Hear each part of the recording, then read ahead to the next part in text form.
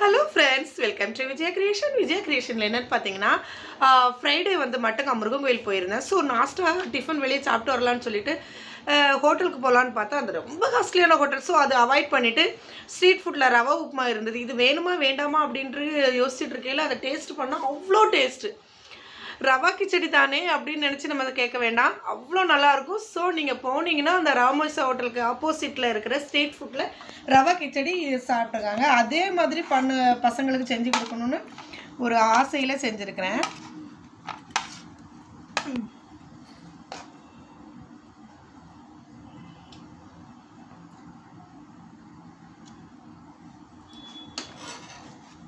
அதுக்கு தக்காளி சட்னியும் தேங்காய் சட்னியும் மிக்ஸாக வச்சுருந்தாங்க, செம்ம டேஸ்ட்டு. ஸோ அதையே நான் ப்ரிப்பேர் பண்ணியிருக்கேன்.